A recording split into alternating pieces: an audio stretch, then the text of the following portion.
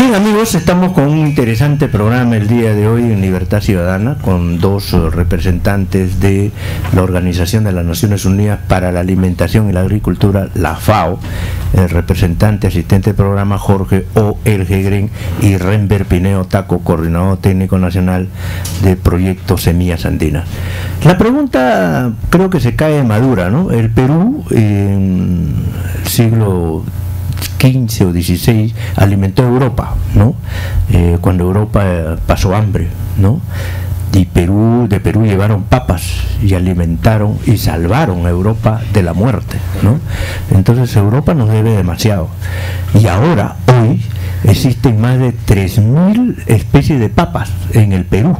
O sea, lo que queremos saber, y creo que los radioyentes también, es si la FAO, especialmente con ustedes, técnicos especializados, peruanos para mayor seña, para saber si es que, cuál es el interés de la FAO y de la ONU con respecto a nuestra potencia y calidad en el sentido de tener papas en esa variedad, en miles, ¿no?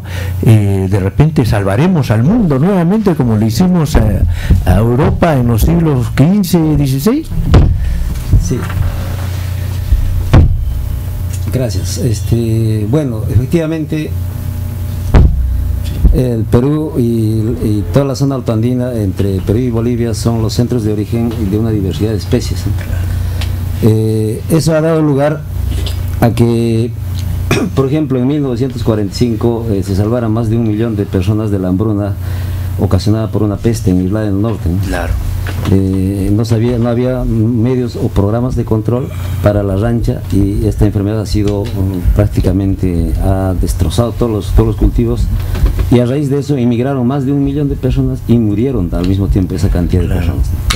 Entonces la papa ha sido uno de los cultivos estratégicos que ha no solo mantenido a las culturas primigenias, sino también al mundo entero actualmente. Sí, efectivamente hay más de 4.500 variedades de papas reconocidas en el mundo, que básicamente están centralizadas en el Centro Internacional de la Papa, que es el CIF, y su centro está acá en el Perú. Entonces la FAO efectivamente ha visto que esa gran biodiversidad que existe es una reserva potencial para salvar la hambruna en el futuro. O sea, a raíz de la Revolución Verde de 1950 al 60 se tecnificó, hubo variedades, hubo mecanización, fertilización, productos químicos, pero al mismo tiempo hubo erosión genética. Entonces lo que pretendemos acá o hacemos en los proyectos de la FAO es cuidar ese gran recurso que tienen todavía en las comunidades que tienen el país. Sería muy atrevido afirmar que el Perú, en todo caso, con lo que usted acaba de decir, el peso de su afirmación, que el Perú es, digamos, geopolíticamente hablando, es toda una zona estratégica de interés mundial, precisamente solo por ese tema de la papa. Sí, efectivamente, porque de las 180 especies más importantes que existen en el mundo, nosotros tenemos algo de 120 que podemos nosotros dar. Eso es poderoso, ¿eh? Sí, y de las 114 zonas de vida que hay en el mundo, 84 están en nuestro país. ¡Aleluya! Tenemos una potencia inmensa, ¿no? Qué interesante, qué lindo. Hola, buenas tardes, estimado radio oyente. Buenas tardes, doctor. Sí, muchísimas gracias por permitirnos dar una opinión. Respecto del tema, que realmente es importantísimo para nuestro país, yo recuerdo haber leído pues en la obra esta Demografía del Hambre y Cadenas Abiertas de América Latina. Justamente tocan este tema de una manera bastante interesante. Pero yo quisiera más bien preguntarle a los señores de la FAO, de la parte peruana, si es que hay un programa que obligue a un país como el nuestro, que aparte de la papa, que es algo que salva al mundo y que ayudamos mucho, tenemos el recurso de la anchoveta. ¿Por qué no se hace un programa de tal manera que eso sea parte importante de la alimentación, sobre todo de la niñez, ¿no? Entonces, yo creo que ningún gobierno, hasta que yo recuerdo, creo que Velasco Alvarado trató de hacer una pesca de gran alcance para masificar el uso del pescado en forma general, pero ahorita se utiliza la anchoveta solo como para convertirla en harina de pescado y venderla hacia afuera, pues, ¿no? Entonces yo le agradecería a ver si podemos un alcance sobre ese tema. Muchísimas gracias. ¿Cómo no? Están los técnicos con el uso de la palabra. Sí, muchas gracias.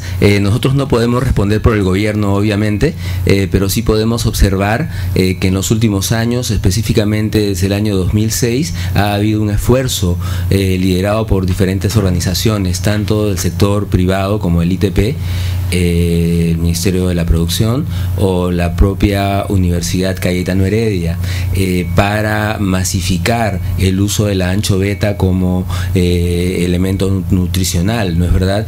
Incluso hemos tenido campañas en las que se ofrecía la anchoveta a un solo el kilo, y recuerdo yo mismo haber consumido y haber llenado de olor a pescado la cocina y toda mi casa, a costa de las personas que estaban ahí de invitados, pero entonces, repito, no podemos calificar si el gobierno ha hecho o no ha hecho bien o mal, pero sí podemos decir que en cierta medida hemos sido partícipes en alguno de estos programas de apoyo a la masificación del consumo de la anchoveta. Quisiéramos seguir haciendo lo mismo, no sé si vamos a poder hacerlo, no tenemos como antes los recursos que tenía la FAO años anteriores, pero sí tenemos planes para apoyar de manera intensiva la acuicultura familiar, que es una acuicultura que se conoce también como acuicultura ecológica, en la que se aprovecha de manera integral todos los recursos del bosque y se usa especies nativas y no exóticas para fines productivos. En fin, ese sería mi comentario respecto de esa pregunta. Gracias, Jorge. Estamos hablando también de la importancia de los productos alimenticios del Perú, como la anchoveta, la papa, la gran variedad de papas que hay en el Perú. Pero también hay un proyecto interesante e importante que está desarrollando la FAO, que son las semillas andinas. A veces los mismos peruanos no conocemos la gran variedad y la calidad de estas semillas, de su factor nutricional. ¿Nos podría Renber hablar un poquito sobre qué se trata el proyecto de semillas andinas y cuáles son los objetivos y la proyección, a qué se debe alcanzar y cuáles son las variedades de las semillas andinas en el Perú, que muchos no lo conocemos? Sí, efectivamente, previamente dándole como un contexto a por qué se da este proyecto, y se da en 3 países porque es un proyecto regional. Hay excesivo, digamos, pequeñas unidades de producción, o sea, no se puede desarrollar una economía de escala. Existe poco, digamos, accesibilidad a semillas de calidad. Ustedes saben que los bajos niveles de producción se dan básicamente porque sobre todo los sistemas de agricultura familiar campesina no pueden acceder a semillas de calidad, y por ahí los rendimientos bajos que obtienen, y cada vez más las familias se ven empobrecidas por la poca cantidad de semilla disponible, ¿no? En ese contexto se da este proyecto con el objetivo de mejorar la disponibilidad, el acceso y uso de semillas de calidad en sistemas de agricultura familiar campesina. Para eso, este proyecto regional viene trabajando paralelamente en 3 países, ¿no? En Perú, Bolivia y Ecuador. Y en el Perú hemos elegido 3 regiones: Ayacucho, Huánuco y Apurímac, y Ayacucho. Y esos cuatro regiones que estamos atendiendo inicialmente se han priorizado 3 cultivos: la papa, el maíz y quinoa, ¿no? Porque son alimentos potenciales de la zona autoandina.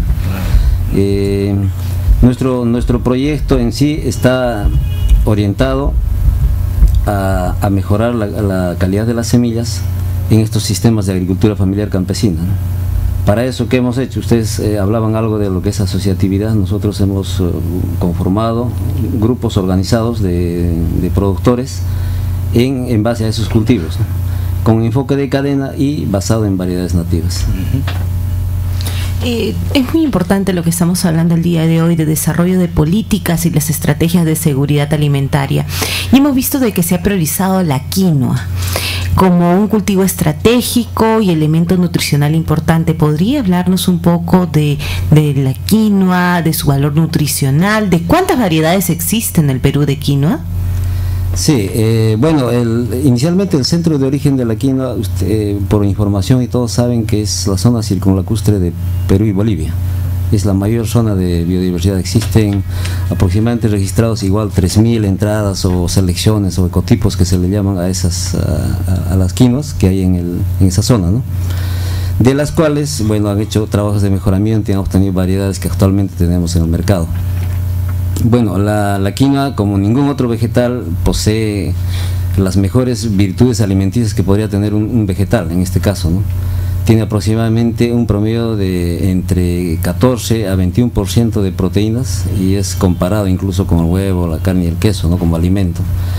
Y en base a estos aminoácidos digeribles para el ser humano ha sido considerado este cultivo como alimento nutracéutico, ¿no? Incluso seguramente ustedes verán algunos documentos científicos que existe, también se considera para los viajes espaciales como suplemento alimenticio, claro, para los astronautas. Sí, tenemos un compatriota que es astronauta, claro. O sea que estamos nosotros por todos lados, los peruanos. Hay un proyecto de semillas andinas que veo que está incluyendo a 3 países, por lo pronto, ¿no? Tenemos aquí a La Paz, tenemos a Ecuador, Perú, ¿no? Bolivia, Ecuador, Perú. La pregunta es, este Sistema Nacional de Semillas de Perú, Bolivia, Ecuador, mejorados y articulados, dice, para el incremento sostenible y eficiente de la producción, ¿no? La pregunta es, ¿no sería mejor promover políticas de Estado para que este tema de las semillas tenga cuidado, promoción, impulso, difusión y sobre todo que se beneficie las colectividades, las naciones de Perú, Ecuador y Bolivia? ¿No sería mejor impulsar a través de Ban Ki-moon, a través de la FAO y luego promover políticas de Estado en estos 3 países para que este proyecto que ustedes están aquí trabajando tenga más fuerza, más garra, ¿no es cierto? Y sea más eficiente? Sí, efectivamente, yo creo que, Jorge, no sé si tú le puedes dar el entorno, pero el proyecto en sí está articulado básicamente a la política sectorial del gobierno. O sea, estamos articulados en los planes de desarrollo tanto nacional como regionales. Entonces, para que tenga sostenibilidad este proyecto, no estamos yendo como FAO a apoyar o formar grupos organizados, sino que a través de la articulación que hemos tenido con las diferentes instituciones del sector agrario, se ha hecho posible, por ejemplo, conformar grupos exitosamente en varias regiones, y fruto de esa, digamos, de esa intervención es de que ahora se está revisando el plan estratégico sectorial tanto a nivel nacional como a nivel regional. O sea, el proyecto yo creo que va a tener logros ahí porque se va a establecer el Plan Nacional de Producción de Semillas creado por el proyecto, ¿no?, que estamos interviniendo. Qué interesante, ¿no? Si me permiten complementar la idea de Renber, en efecto, como yo les decía al inicio, nosotros tenemos algunas áreas prioritarias de intervención acordadas con el gobierno. 2 áreas son áreas de intervención en el campo, recuerdan ustedes, seguridad alimentaria y lucha contra la pobreza y cambio climático, ese paquete grande, cambio climático, gestión de riesgo y manejo de recursos naturales. La tercera área es un área transversal y es de asistencia técnica en formulación de políticas.